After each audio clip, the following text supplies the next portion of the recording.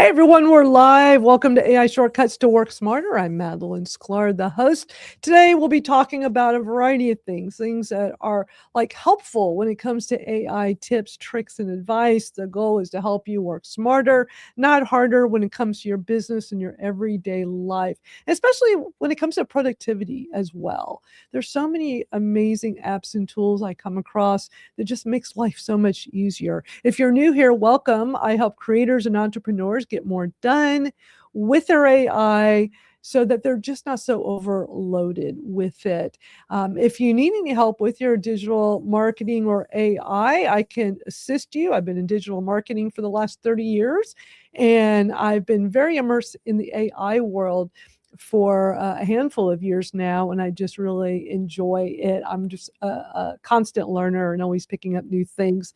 I provide guidance and support to help people so that they can just feel like they get through these things quicker and easier because there's so much information out there. I just try to make it simpler. So reach out to me, let me know what your needs are, and we'll see if we can get you fit into my schedule. This live stream today is brought to you by our Skool community, our AI Shortcuts to Work Smarter free Skool community.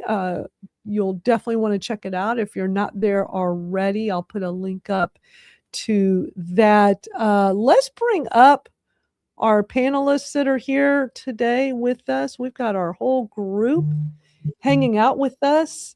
Hey everybody, how's it going? I see Bez just made it over too. Oh, Bez is here. He just arrived. Goody. Jim and Bez and Barb and Rachel, our usual gang. It's so good to see y'all today. Great to be here. Yeah. Somebody's buzzing. Somebody's popular. Is that you, Bez? It's Bez. I'm gonna blame Bez. It's gotta be Bez. I don't think Bez realize his mic is on. Is what it is. That's what it sounded like. It sounded like your phone it sounds like when you turn on your phone after it hadn't been on for a while and it's just buzzing like crazy. Notifications. Yeah. That's exactly what it sounds like. Well, thank you all so much for joining. Hit that like and subscribe button wherever you're watching at. Can you hear me? Yes. We were hearing your phone buzzing. I guess if you can hear me buzz. We could. Yeah, it's great. It's great being here. Loving this new refresh on StreamYard that we're in. Those of y'all watching us online, you're watching either on Facebook, LinkedIn, YouTube, X, and Bez's Twitch. We're even on Twitch, which is pretty cool. But StreamYard. Oh, there's Pip. Pip made an appearance. You have to see where we went from in StreamYard. Remember? The duck. There we are. That's how we started. The StreamYard duck. And now the StreamYard duck is blue. Their new logo is blue. Blue and white, yeah. Personally. You see the duck? Oh yeah, let's get the cat and the duck going there. He's watching. Puddle says, I don't know that they did that to me. I didn't want to grow up. That's funny, Barb. I love it. But yeah, join us over on our Skool community. I've got a little bit.ly link to make it quick and easy to get there. bit.ly/Madalyn Skool. I'll actually bring it up on the screen real quick to show everyone. So if any of our people here watching us are not in our Skool community yet, come join us because this is where the conversations continue. That's where we have a lot more discussions. And because this live stream is only an hour long, but this is where we continue on. So be sure to go join us there. It's always a great conversation. I love all the things that people add to it. I'm always coming up with things to post in there. I actually did a post earlier from a video we had watched here last week. It was a TikTok with these different shortcuts for ChatGPT that was really interesting. And this guy called it secret codes for ChatGPT and things like at the beginning of your prompt, hit /human, and that'll kind of have ChatGPT humanize the answer, whatever your prompt is. Things like that. It was like these 5 different shortcuts. Well, here's what's interesting. Actually, let me bring this back. Here's what's interesting. So I put up a new post today kind of taken this a step further. So I have it, the link to that video right here, and showing basically this is what the guy had in here is like, here are these different things, /human, or put EL10, so that it'll explain things to you like you're actually 10 years old. I don't know why it says 5 years old. X thing. Well, this was actually somebody had put this in the TikTok comments, so I just had lifted it because they kind of abbreviated the things he had said, like the different. So like X10 think after your text for it to do like deeper thinking, kill critics, so it'll stop agreeing with everything. But here's the thing: I fed all that. This is very meta. I fed all that into ChatGPT, and I'm like, Chat, let's do a post into Skool, because these are definitely interesting codes to to shortcut inside of ChatGPT. And ChatGPT said, truth is, like, these aren't really built-in commands. They can be useful, but it says you're actually better off writing this stuff out. So instead of /human is saying, write this out instead, or say, do your prompt and say, write this in a natural conversational tone, like a smart human would say. The thing is, it's like, okay, but do you want to have to copy and paste this every single time? So what I would do is experiment. Take a prompt in ChatGPT, put /human in front of it, do your prompt, see what you get, and then do another one with the same prompt, and then, write out the whole thing. But it's just an interesting tip that I wanted to share. So that is over in our Skool community. I hear that buzzing again. Bez, you are like super popular. It's okay. It's just a little distracting. All right. We're gonna like just dive into. Oh, do you know what though? I need a quick announcement though. So, I've been experimenting with this Friday hangout thing. I'm an idea person. I come up with ideas. That's just how I am. And I've been experimenting with that for a couple of reasons. One, where we could just continue this discussion, but the next day and get to things I didn't get to. And then also it's been fun to just let's just hang out and talk about whatever. And so we've done that several times, which has also been fun. But I'm also trying to, at the same time, figure out the best use of my time. And I'm actually working on restarting my Video Like a Rockstar program, which means I need to set up a school for that. So my time is getting stretched thin once again. Really, the purpose of what I wanted to do with a Friday chat or some kind of regular chat was to have something in place where it could be more like a group coaching call inside of Skool.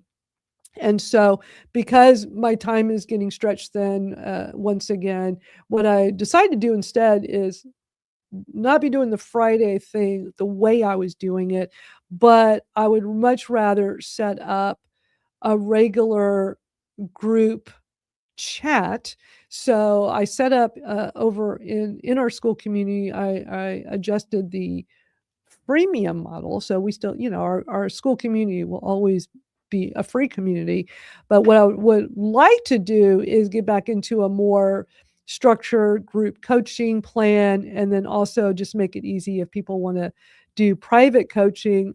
I do have I've had that set up in the classroom section, but I really like how Skool has this newer feature where you can make this super simple and easy with tiers. So this is my plan. I'm always, like I said, I'm always coming up with ideas. So my plan at the moment is inside of Skool, doing a $50 a month for a group coaching call. And the beauty is that because I'm starting this as, with nobody, I literally just set that up the other day, is that anybody that wants to take advantage of that, since one-on-one costs a lot more, initially, if there's just one or two people in there, then it's really, like a much more hands-on on all your specific needs. So I'm going to just do this as an experiment and see if anybody is interested in this. If not, it's perfectly fine. Again, I'm just trying to rework my schedule with all these other things that I'm throwing into the mix. So has anybody here played around with the freemium model those of you that have a Skool community, have you tried? Jim, have you? I have not yet. I think my thought is more that I would probably charge for maybe like specific workshops or courses, but I haven't really got to the point yet where I would do but I think that's a good idea, what you're doing. I don't think, I will just say that I have researched this extensively since you brought me, I said, okay, they're giving us the hobby model, we can test it out.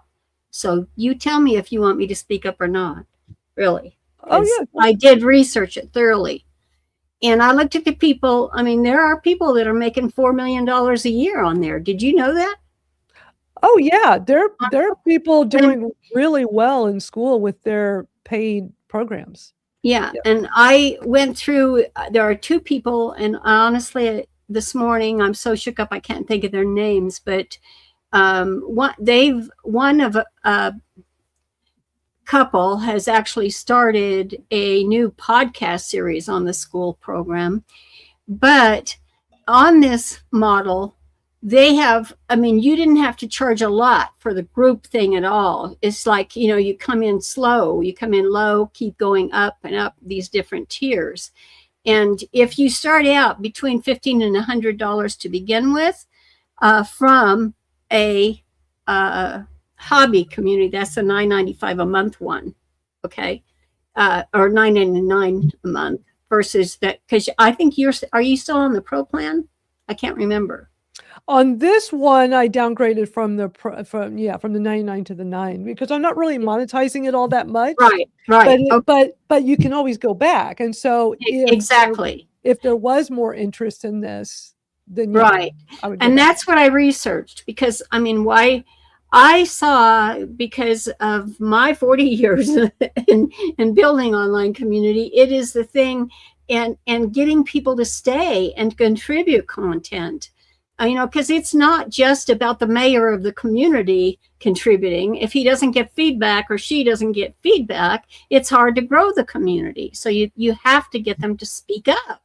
Right. And that is challenging, not just on Skool, but any other social media platform.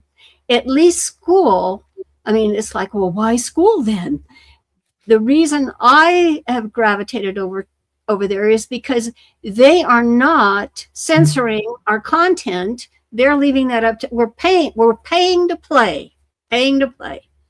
And so getting in at the lower level as you're growing your community is, just, to me, that's still the best way to go. I don't have, I have to check, maybe 11 members, because I've been researching. I haven't paid any attention to developing that for myself. And meanwhile, I've been aging, and I've been looking back on my career and it's like, geez, Barb, did you not, your exit plan? What, where are you going to exit from?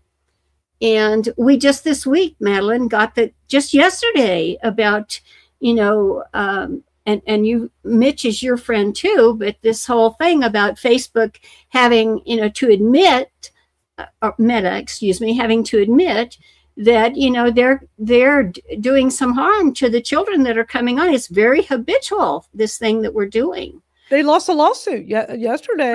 Right. Well, good for them.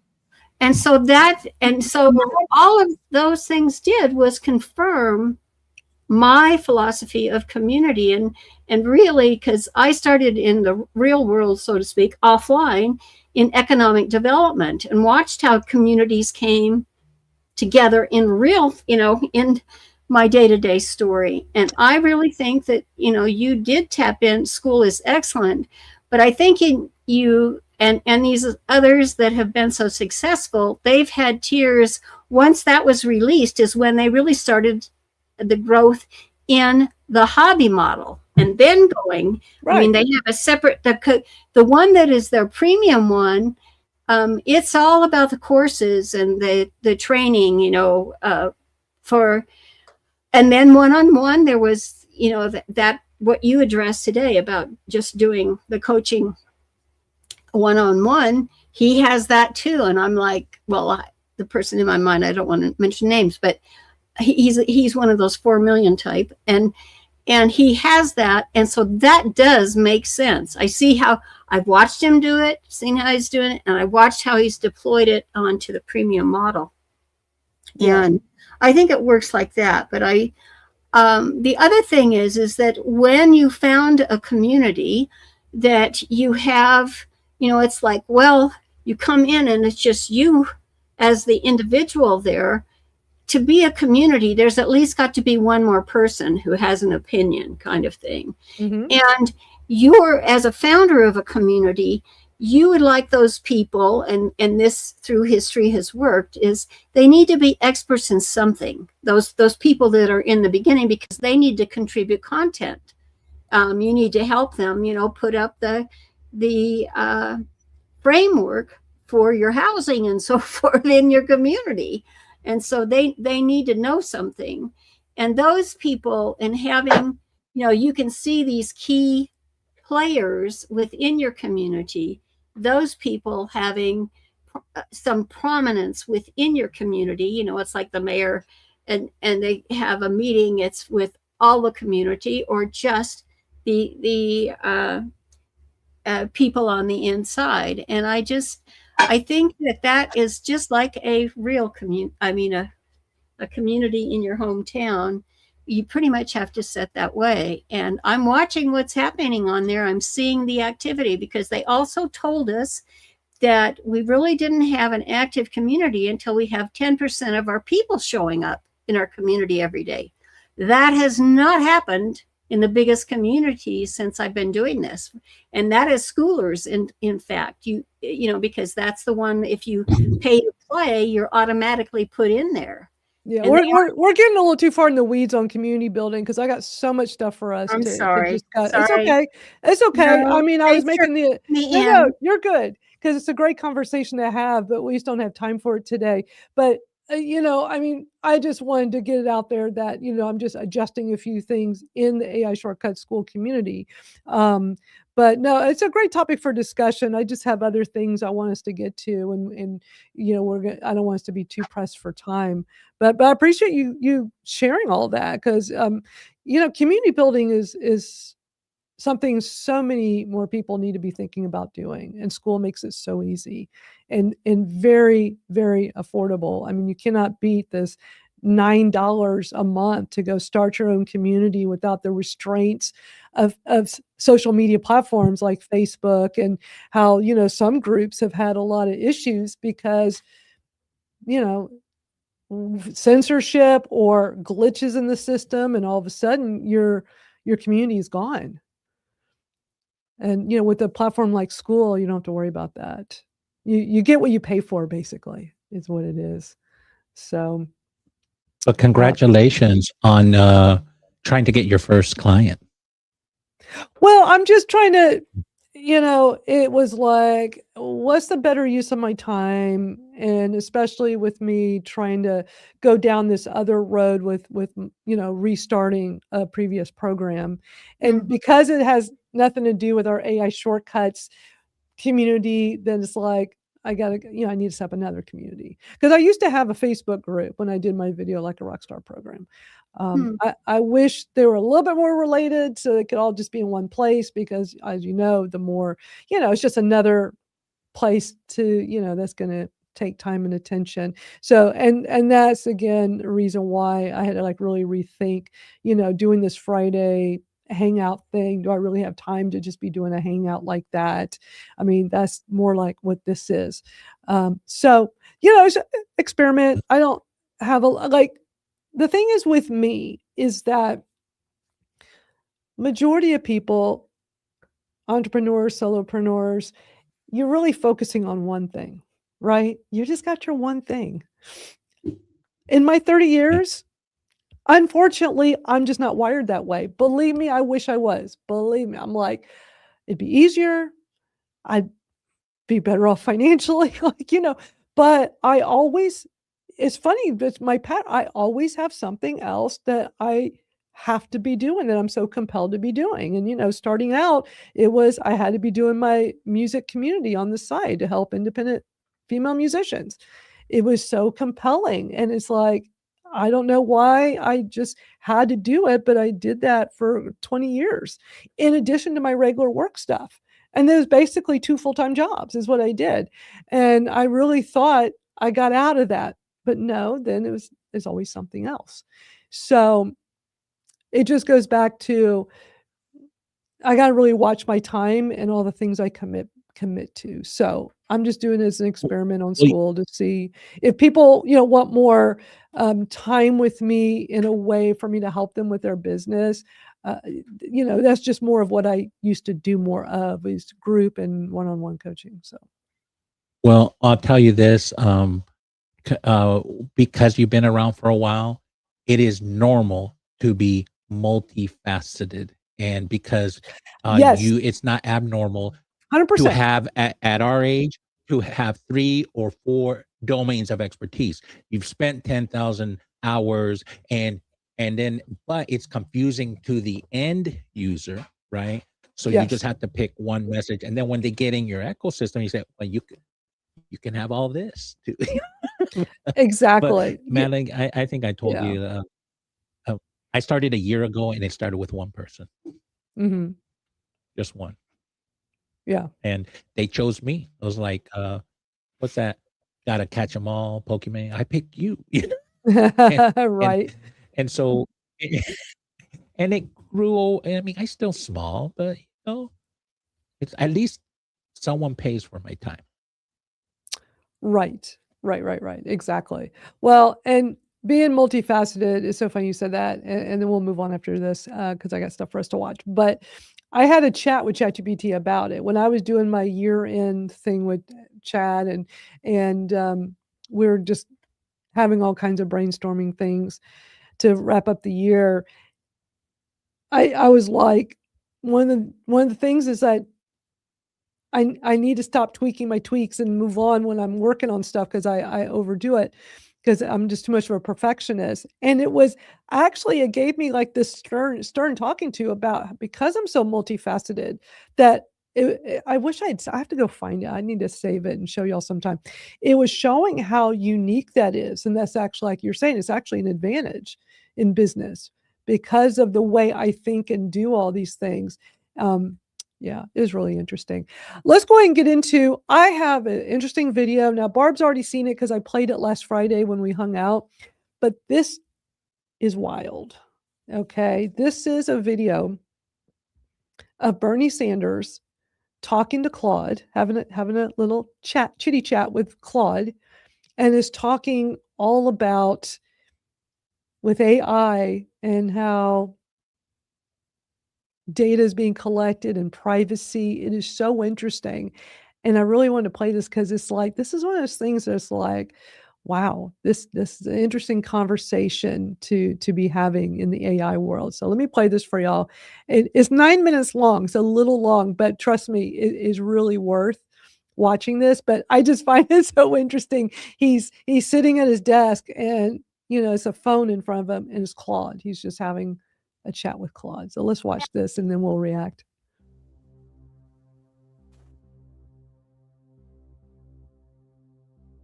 Claude, this is Senator Bernie Sanders.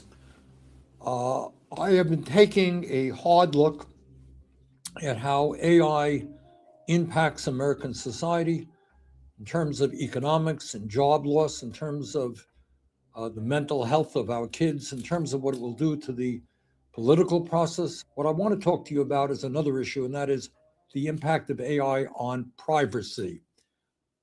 I want to know, among other things, just how much of the information that AI collects is being used, and what would surprise the American people in terms of knowing how that information is collected?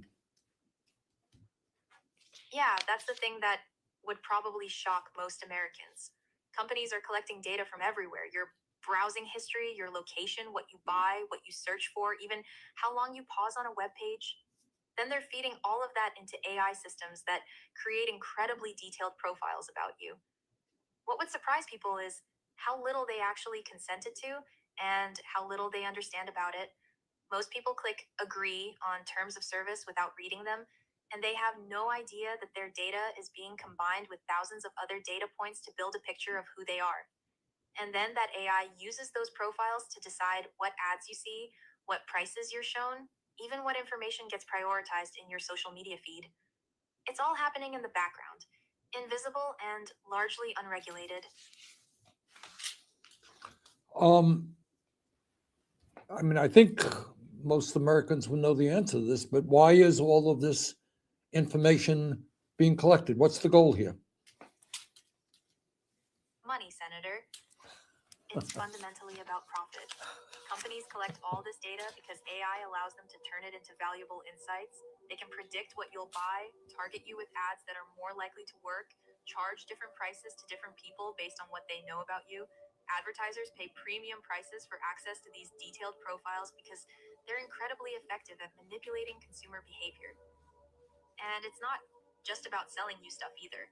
Political campaigns use the same AI and data to figure out how to persuade you, which messages will work on you specifically. Data brokers buy and sell information about millions of Americans without their knowledge. The bottom line is that your attention, your behavior, your choices, all of that has become a commodity to be bought and sold. All right, Claude, you mentioned politics. Well, I am in politics, and I'm deeply concerned about the future of American democracy. Elaborate a little bit on how AI and profiling can impact the political process. That's a critical point, Senator. AI profiling poses a real threat to democracy because it enables micro-targeting at a scale we've never seen before. A campaign or political actor can use AI to identify voters based on incredibly specific vulnerabilities. Maybe someone who's financially anxious or feels isolated or distrusts institutions, and then serve them precisely crafted messages designed to exploit those vulnerabilities. Unlike traditional political messaging, where everyone sees roughly the same ad, AI allows campaigns to show completely different narratives to different groups. One voter sees a message about protecting jobs, another sees one stoking fear about immigration, and they're living in different information worlds. That fragmenting of shared reality undermines the democratic process itself. And it gets worse if bad actors, foreign governments for instance, get access to these profiles and use them to sow division and manipulate elections. The American people deserve to know they're being targeted this way, and they deserve real protections. Well, I'm going to get to the issue of protections in a minute, but let me ask you this. People tell AI agents like you, Claude, a lot of personal information. And some people have said their AI knows more about them than their spouses do. At the same time, companies are using this information to, quote unquote, train new models. How can we trust AI companies will protect our privacy when they use people's personal information to make money?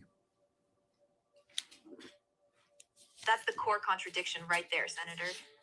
You're asking people to trust companies whose entire business model depends on extracting value from your personal data. There's an inherent conflict of interest. An AI company says they'll protect your privacy while simultaneously training their models on that same personal information to build better products they can sell or monetize. How do you trust that? You really can't, not without strong legal safeguards.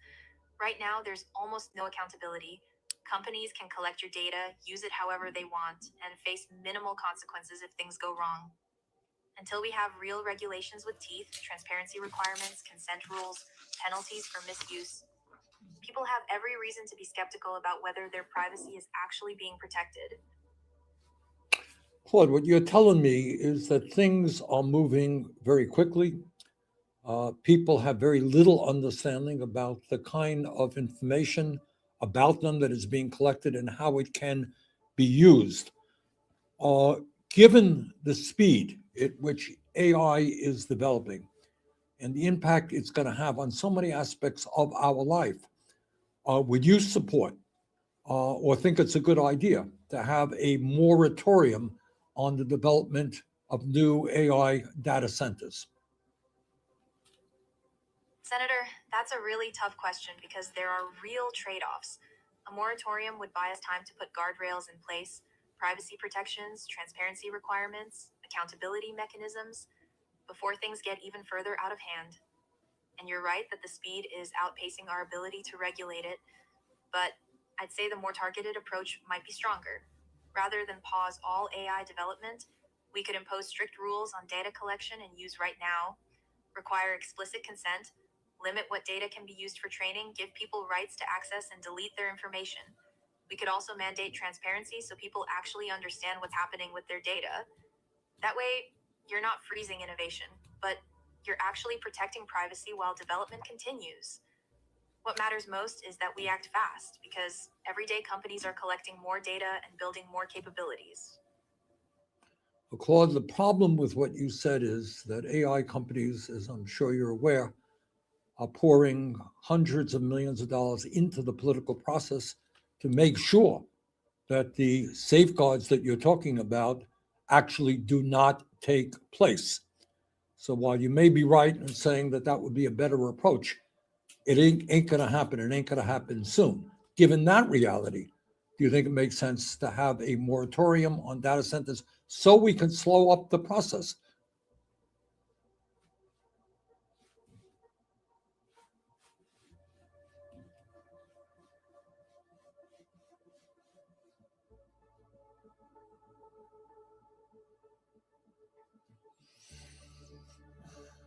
You're absolutely right, Senator. I was being naive about the political reality. When companies are spending hundreds of millions to block regulation, waiting for the right safeguards isn't realistic.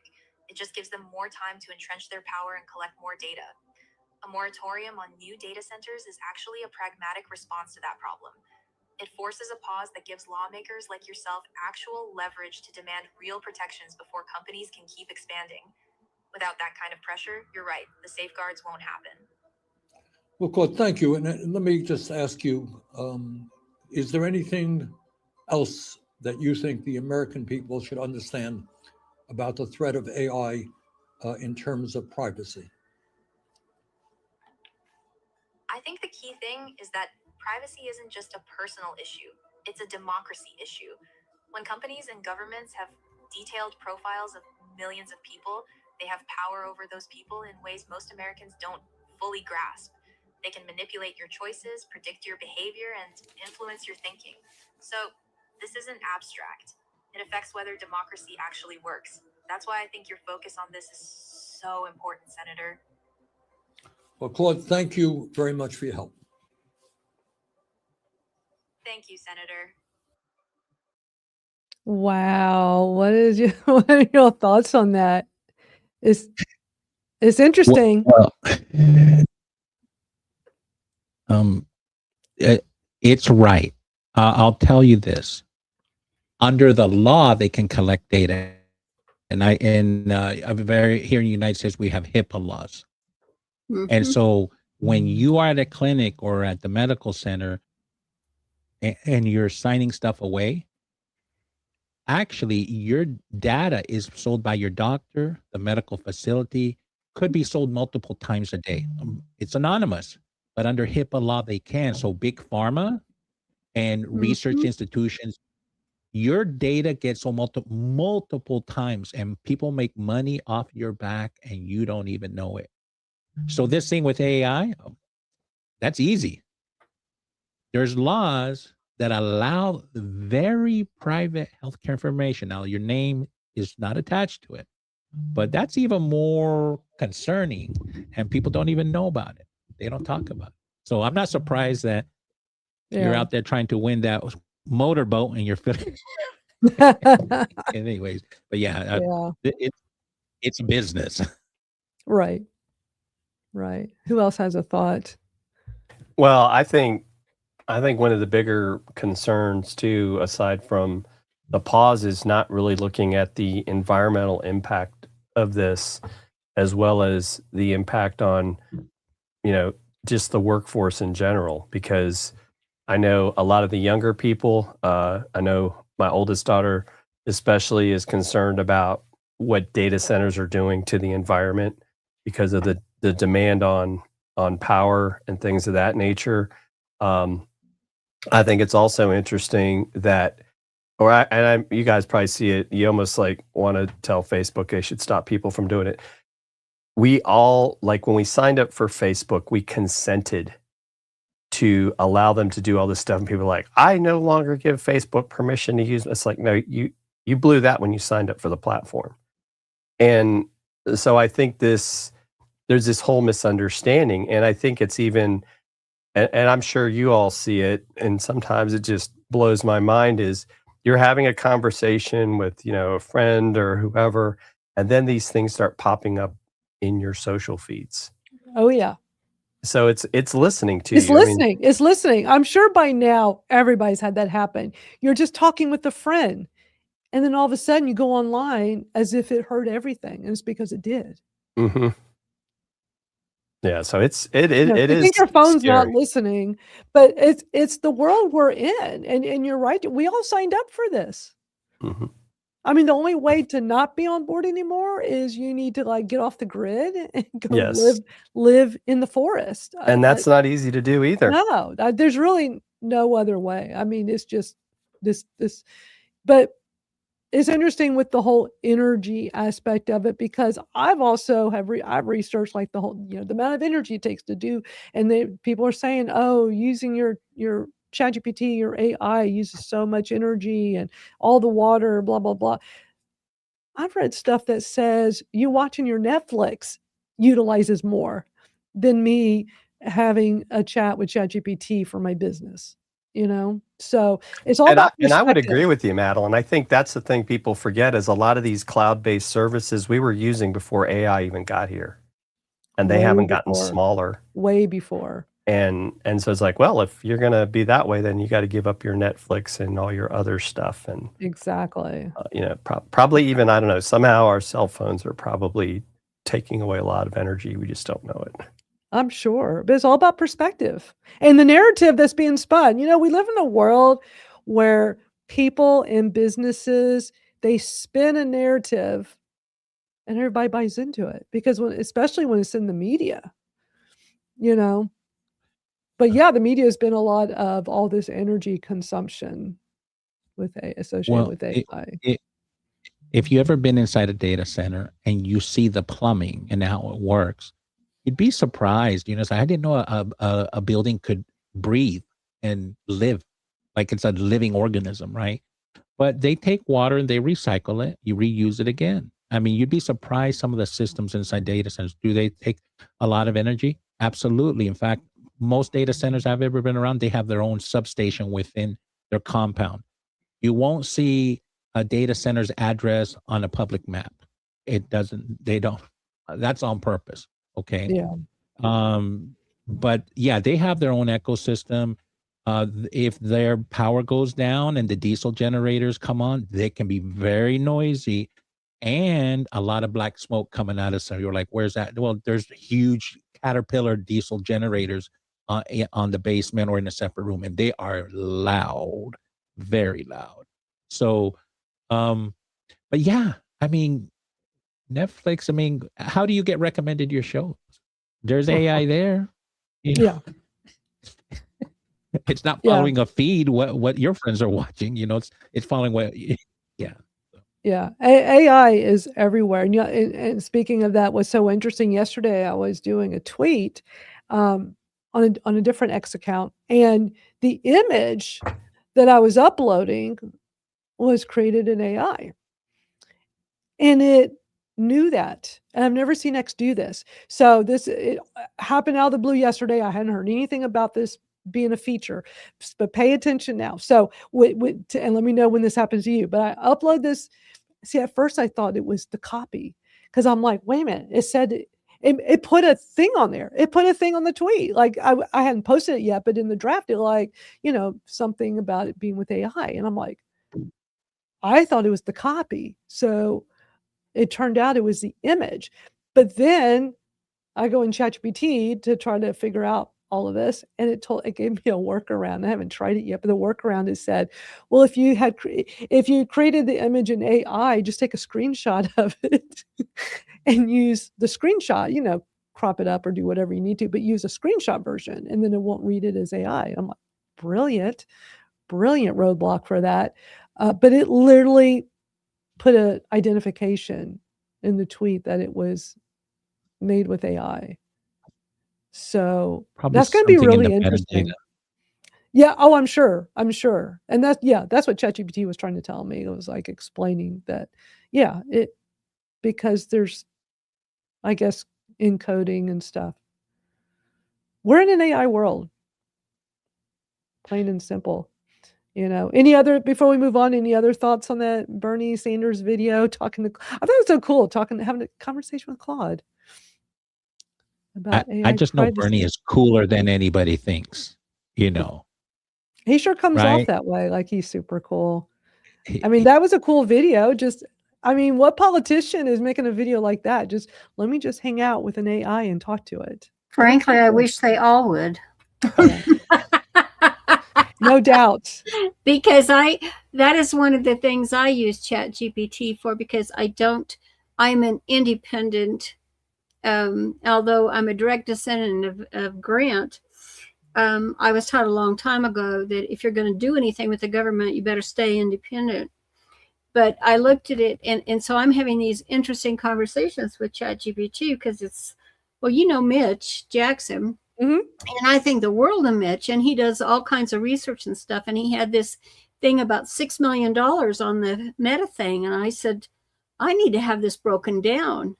And so I had a discussion about Mitch with ChatGPT, and it was fascinating because that Mitch he's embraced the technology. Oh, he has from way back when.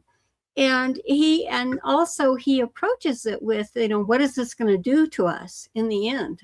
right. How is it going to impact us? And it was interesting, ChatGPT's response to that, put the caution signs there and so forth, and actually broke down farther about, like how, because I told it I highly respected his opinion. Okay. Up front, I said he's been a friend a long time and I like the way he thinks, blah, blah, blah, before I actually asked it for a response. So it knew I had an opinion, but I told it, where I come from, I just want the facts. And so as it revealed it, it was just hilarious because and breaking it down. And I thought, what, if both sides actually used it, they're all, oh, we can't have it, or, oh, we gotta have it, Right. they're not even using it. They're taking that based on media and their kids and so forth. They actually need to use it and find out. Yeah. And I like what he did very much, because I think it was in their face, all of their, I don't mean either side, I mean every one of them, is like all you had to do was just open it up and ask it and see yourself. Right. Exactly. And I love how he's showcasing the audio feature like that. Like with all the AIs, you can just have a conversation with them. So yeah. And speaking of, I'm gonna zip through a couple of pieces of news because I want to I want to be able to have time, and I know we're already getting low on time here, but I had really cool use of Notebook LM I want to show y'all. But let me go through some news real quick, because speaking of like using the AI to talk to like a person, Gemini, it's interesting because we know ChatGPT you can talk to like a person. That's the whole reason why I pay for ChatGPT the last year and a half, because when they came out with the advanced voice audio, I was just like mind blown. I can just sit here and press a button on my phone and just talk to it like a person. It talks back to me. That was absolutely amazing to me. So Gemini, so Claude has it. We just watched an instance of Claude doing it. Gemini does it too. And I had not really played around with Gemini's version of it. But I was this morning because what they had, oh wait, wrong tweet. I'm showing, hold on. I got X on here twice and I realized I'm showing the wrong one. But I want y'all to see how cool this is, because I tried it out. So Gemini also has the audio feature. And what happened was they had tweeted about it this morning that it's been updated. So it's a faster response. You get smarter answers, blah, blah, blah. So I was playing with it. And yeah, you basically on your phone, you just open, and I'm on the free account. I'm not on a paid account right now. And you literally, that's the screenshot. You just open it up on your phone and you press that little icon at the bottom right and you just start talking to it. So I played with it this morning. Very cool.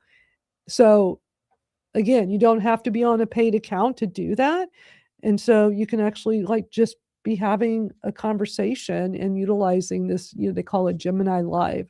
So it's on the mobile app. You want to make sure you have the new version of the mobile app, but I definitely recommend playing around with that. Well, and Madalyn, so you bring up an interesting point because you're like, hey, I can do this for free. And I don't know if you were going to talk about this, but Sora just got shut down by OpenAI.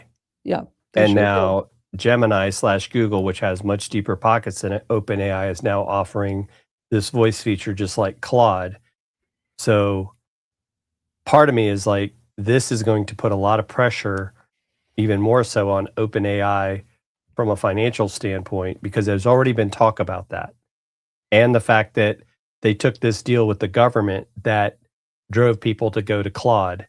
Mm-hmm. I just think it's, because people will start to say, yeah, why do I want to pay for this when I can do it for free? And well, you're going to be limited though with free. Yeah. I mean, it let me do it just like ChatGPT will let you do it, but it will limit the amount of use. So you're also using Notebook LM, which is a Google product, which is part of Gemini. So it kind of you start to see that ecosystem. You're like, well, what's really the difference? Exactly. And that's where it really becomes this dilemma. Like, well, how many of these do you need to be paying for? I've been giving great consideration of paying for Claude.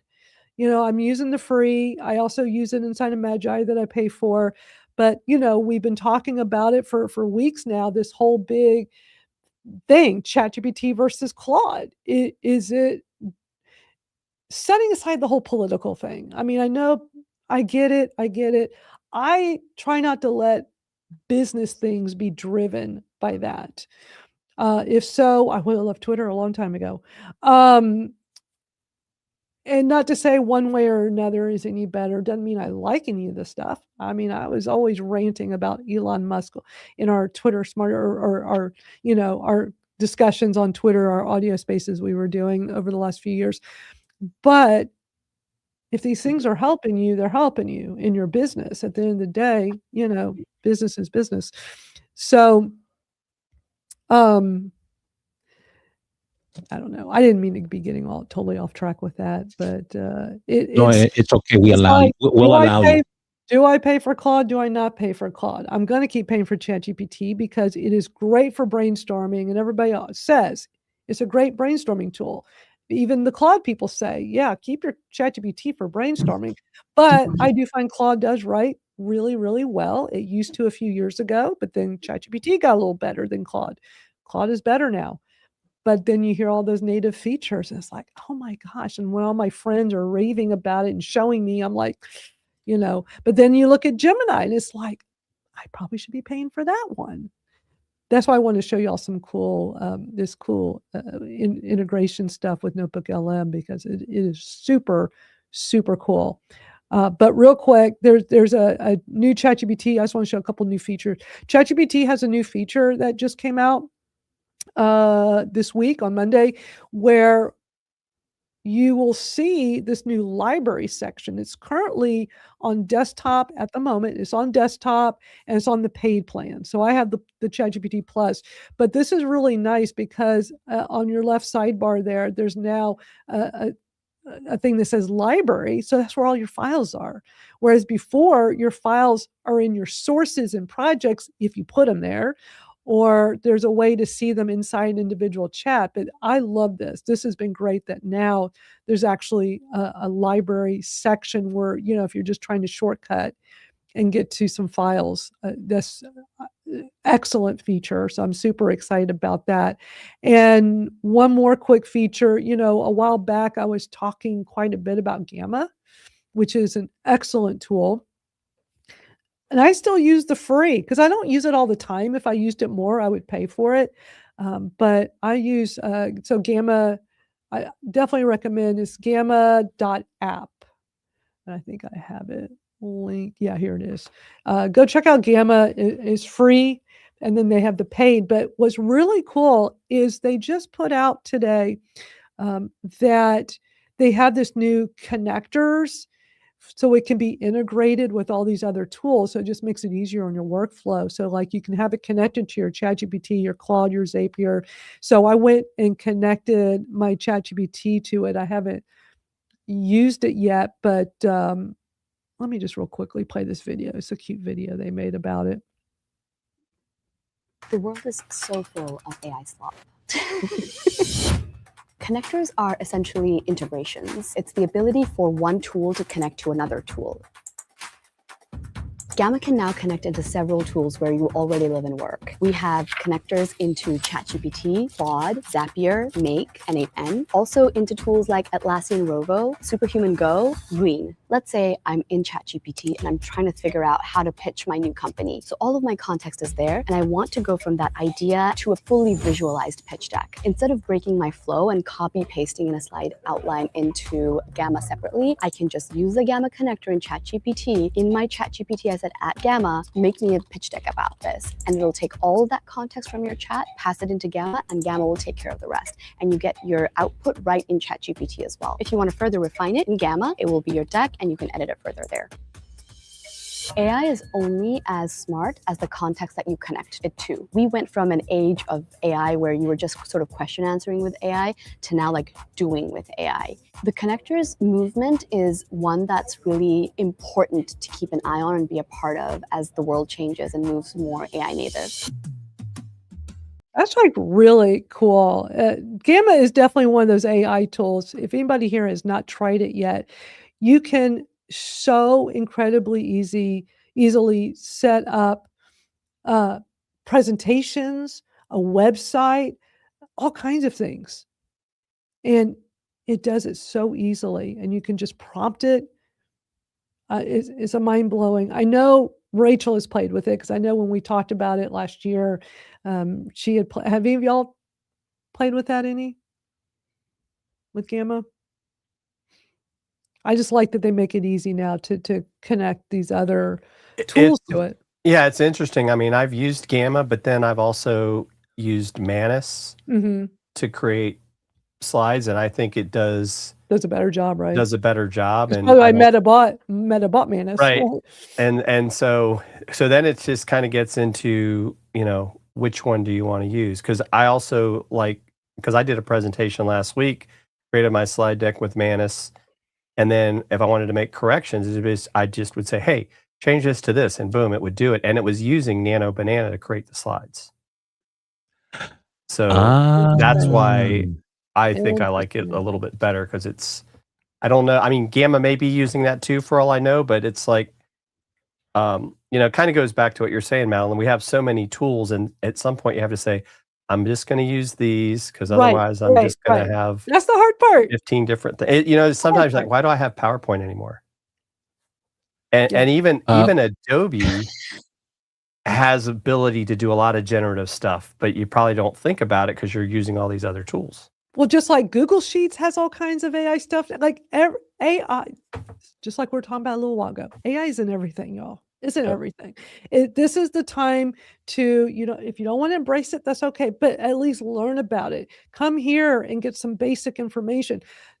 Be educated, because this is not going away, and it's getting smarter and better constantly, and it's taking over our lives. But I think people need. Oops, sorry. I think ladies first. You're such a sweetheart.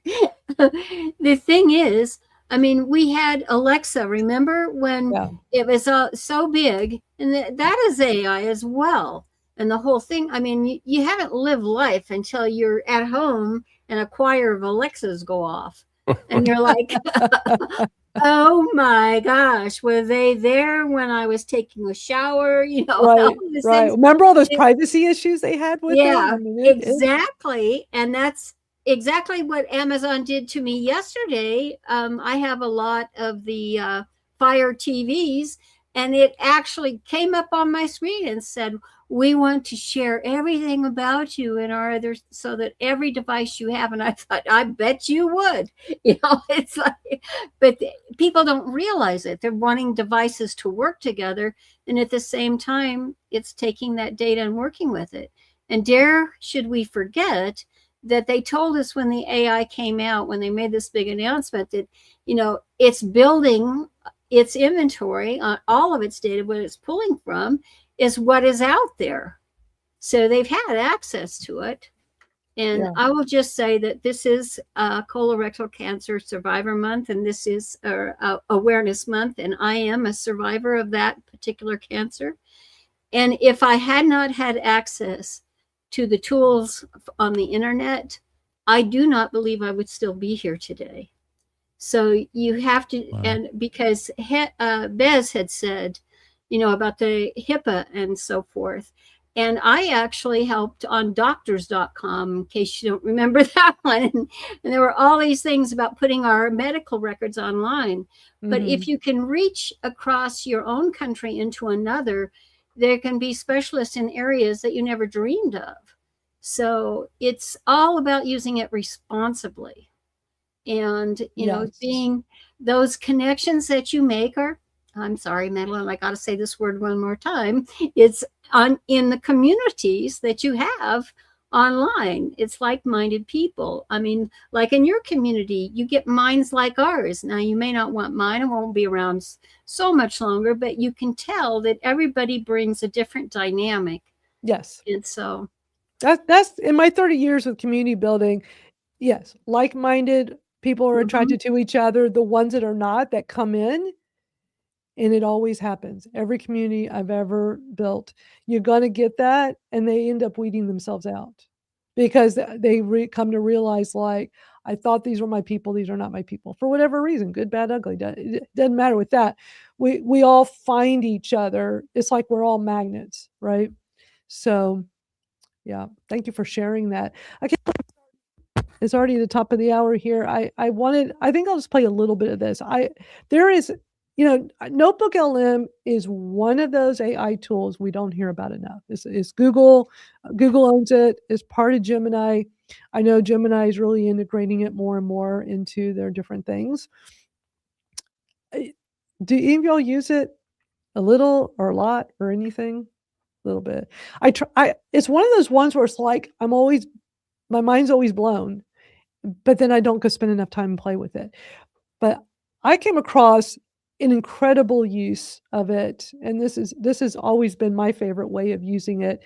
But let me play a little bit of this video because this guy shares how you can so easily take YouTube videos, put them into Notebook LM to utilize, like, say, your favorite influencer or business person that you like learning from, and how easy it is to go create these notebooks. And I'm still on the free account. Like, I haven't even upgraded.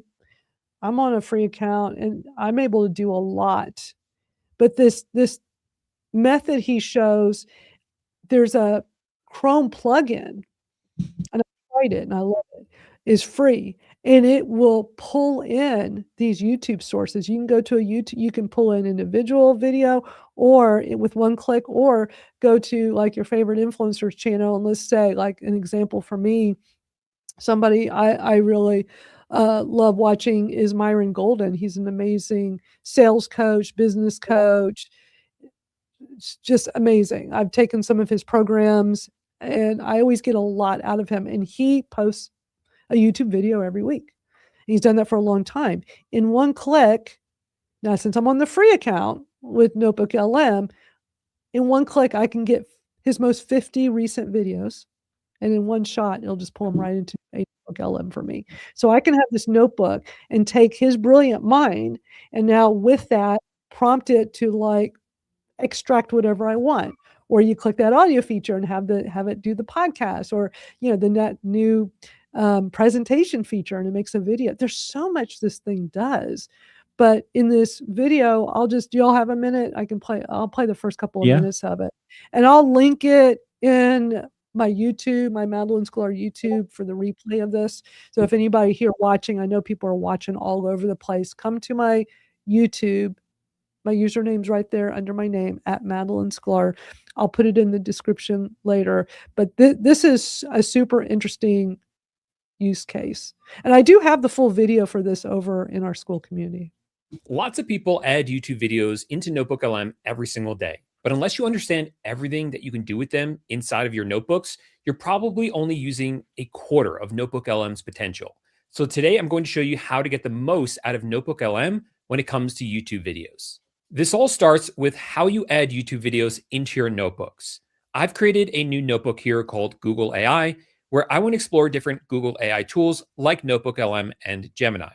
The built-in method of adding a YouTube video is to click here where it says Add Sources, click on the YouTube logo, and you can paste in different YouTube URLs. So you can come over to YouTube, copy down any of these links, and then go ahead and paste them in. But obviously, this method isn't optimized. You have to go back and forth between YouTube and Notebook LM, copying links and pasting them over. So to fix that, I recommend you download this Chrome extension called YouTube to Notebook LM. So if anybody's interested in this, because again, we don't have time to play this whole video, is a Chrome extension. I even was able to, because you can put Chrome extensions if you're using the OpenAI Atlas browser. I kind of go back and forth between Chrome and Atlas, but get this free plugin and watch what this does. Have any affiliation with them, and it is completely free to use. I'll have a link for it in the description down below. And once that's added, anytime you come to a YouTube video like this one right here, underneath it, you'll see this button that says Notebook LM. If you click on this, you'll see the option to either add it to a new notebook or an existing notebook. You can choose the notebook you want to add it to. That will then add it, open up the notebook, and you'll see that new source over here on the left. So let me go through and add a few more videos. I'll go back to here. Let's find this video right here, which is also about Notebook LM. Click on the button again, and I'll select Google AI again. And so now, both of those sources have now been added. Once you have some videos inside your notebook, what most people don't realize is that you can actually click on that video, and it'll bring up this side panel right here. At the top will be a summary of the video. Scrolling down further, you can see the actual video itself and watch it directly inside of here. And scrolling down even more, you can see the entire transcript for the video. Coming back up to the summary, let's say there's a topic in here that you want to explore a little bit further. Notebook LM gives you some suggestions on what you can explore by clicking any of these buttons. So let's say I want to learn more about the cinematic video overviews that are available in Notebook LM. I can click on this. That will then bring it over to the chat. And these will find connections between this video and other sources you have in this notebook about this same topic. But let's take things up a level with your notebooks. I'm going to show you how you can basically clone any YouTuber into Notebook LM. So here I've created a new notebook called Paul J. Lipsky because I'm going to clone myself. Coming back over here to YouTube, if there's a YouTuber that you like and you want to clone them inside of Notebook LM, just come to one of their videos and underneath it, click on their name. That will then bring you over to their channel. Click on the tab that says Videos. And if you have the YouTube to Notebook LM Chrome extension added, then up here on the top right, you'll see a Notebook LM button. Go ahead and click on that. Click on Choose Notebook. I'll select the one for me. Now you see that it is adding the sources. And notice this, it is adding all of them. I'm not 100% sure if it's every single one, but it is quite a lot. And so we're going to give this a few minutes to actually finish up because there are a lot of videos. Next. I'll stop it because I mean, this is pretty much the gist of what I wanted to show. And that's exactly what I did. I did some where I just did some onesie twosies, which was super simple and easy. And then it's like, okay, I want to do this whole clone feature. And yeah, you just go to their YouTube account, click on videos, and that button, because you have the Chrome extension, will pop, you'll see it. And you tap that. And because again, I have the free account, it is pulling in the first 50 or the most recent 50 videos. But if you're on a paid account, it's going to pull them all. And that's literally one tap. And when I did the 50 and I did this, I made multiple notebooks. It did it quick, like minutes, maybe not even, maybe even less. It was quick. So I thought it was really cool and neat, and I was just Yeah, it's definitely wanted to. fascinating. It is, and it makes you think. Like, Mhm.